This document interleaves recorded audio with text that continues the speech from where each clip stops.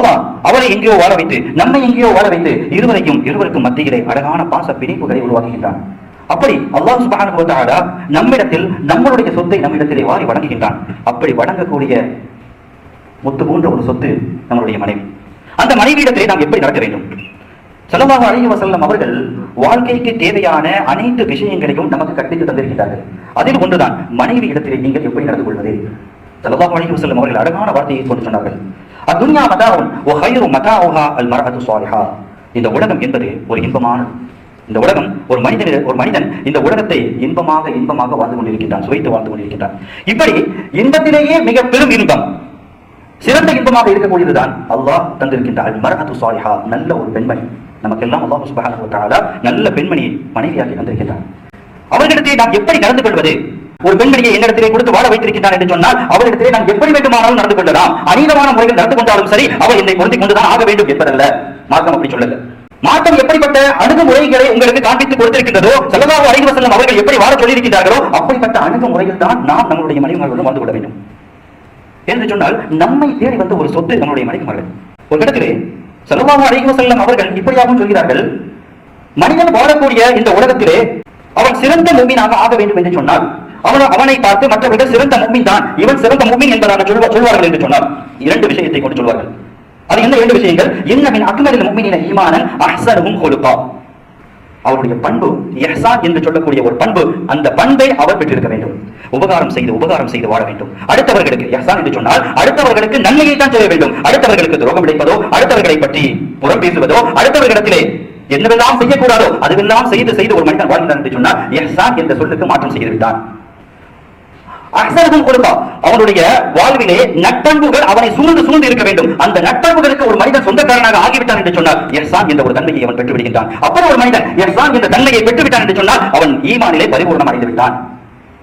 அடுத்ததாக சொல்கிறார்கள், அவனுடைய மனைவியிடத்தில் மென்மையாக நடந்து கொள்வது. ஒரு மனிதன் அவனுடைய மனைவியிடத்திலே நல்ல முறைகளே, கடினமாக இல்லாமல் நல்ல முறைகளே நடந்து கொண்டான் என்று சொன்னால், மென்மையான முறைகளை நடந்து கொண்டான் என்று சொன்னால் அவன் ஈமானிலே பரிபூர்ணம் அடைந்தவன் என்பதாக பெருமானார் ஸல்லல்லாஹு அலைஹி வஸல்லம் அவர்கள் நமக்கு சொல்லித் தருகிறார்கள். முஆத் இப்னு ஜபல் ரலியல்லாஹு தஆலா அன்ஹு அவர்களுக்கு இரண்டு மனைவிமார்களும் அந்த நோய் தொற்றின் காரணமாக அவர்கள் காலமானார்கள். அதே நோய் தொற்றிலே யாரும் இருக்கிறார்கள்? முஆத் இப்னு ஜபல் ரலியல்லாஹு தஆலா அன்ஹு அவர்கள் இருக்கிறார்கள். அப்படிப்பட்ட அந்த சூழ்நிலையிலே சஹாபா தோழர்களை பார்த்து சொல்கிறார்கள், ஜவ்விஜூனி இன்னி அக்ரஹு அன் அல்கி அல்லாஹு அஸ்ஸ வ ஜல்ல அஸ்பா. எனக்கு திருமணம் முடித்து வையுங்கள், எனக்கு திருமணம் செய்து வையுங்கள். ஏன் என்று சொன்னால் நான் நாளை மறுமையிலே அல்லாஹ்வை சந்திக்கக்கூடிய அந்த நிலைமையிலே நான் திருமணம் ஆனவனாக என்னுடைய மனைவியுடன் நான் வாழ்ந்தவனாகத்தான் நான் அல்லாஹ்வை சந்திக்க வேண்டும். ஸல்லல்லாஹு அலைஹி வஸல்லம் அவர்களுடன் நெருங்கி இருந்த சஹாபா தோழர்களுடைய வாயிலிருந்து இப்படிப்பட்ட ஒரு வார்த்தை வந்தது என்று சொன்னால் திருமணத்தை பற்றி, திருமண பந்தத்தை பற்றியும் ஸல்லல்லாஹு அலைஹி வஸல்லம் அவர்கள் முஆத் இப்னு ஜபல் ரலியல்லாஹு தஆலா அவர்களுக்கு எப்படி ஊட்டி இருப்பார்கள் என்பதையும் நாம் இந்த இடத்தை புரிந்து கொள்ள வேண்டும்.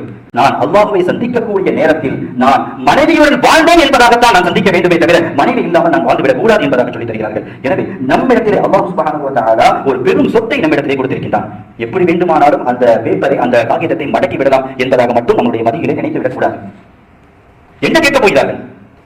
நான் அவர்களுக்கு நபக்கா கொடுத்துக் கொண்டிருக்கின்றேன், மாதம் நான் அவர்களை வாழ வைத்துக் கொண்டிருக்கின்றேன், அவர்களுக்கு தேவையான ஆடை அணிகலன்களை எல்லாம் நான் கொடுத்துக் கொண்டிருக்கின்றேன். எனவே எப்படியெல்லாம் நான் அவர்களை ஆட்டி படைக்க வேண்டுமோ அப்படியெல்லாம் நான் அவர்களை ஆட்டி படைப்பேன் என்பதாக ஒரு மனிதன் நினைத்து விடக் கூடாது என்பதற்காக வேண்டி ஸல்லல்லாஹு அலைஹி வஸல்லம் அவர்கள் 1400 ஆண்டுகளுக்கு முன்பாக சொன்ன வார்த்தை வஅல்தஹும் பிஅஹ்லிஹி. அவருடைய மனைவியிடத்திலே அவர் மென்மையாக நடந்து கொண்டார் என்று சொன்னால் அவர் எப்படிப்பட்ட முஃமின், முஃமினிலே அவர்கள் பரிபூர்ணமான முஃமினாக ஆகிவிட்டார்கள் என்பதாக ஸல்லல்லாஹு அலைஹி வஸல்லம் அவர்கள் நமக்கு சொல்லித் தருகிறார்கள். சஹாபா தோழர்கள் எல்லாம் ஆயிஷா ரலியல்லாஹு தஆலா அவர்களிடத்திலே போய் கேட்கிறார்கள். ஏனென்று சொன்னால் ஸல்லல்லாஹு அலைஹி வஸல்லம் எப்படிப்பட்ட அமல்களை எல்லாம் செய்து கொண்டிருக்கிறார்கள் என்பதை எல்லாம் வெளிப்புறத்திலே, வீட்டினுடைய வெளிப்புறத்திலே அனைத்து சஹாபாக்களும் அறிந்தது.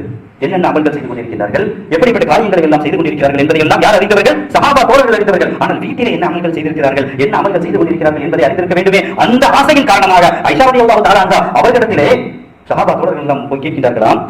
ஆயிஷா ரலியல்லாஹு தஆலா அவர்கள் சொன்ன வார்த்தை கான யகூனு ஃபீ மிஹ்னதி அஹ்லிஹி தஅனி ஹித்மத அஹ்லிஹி.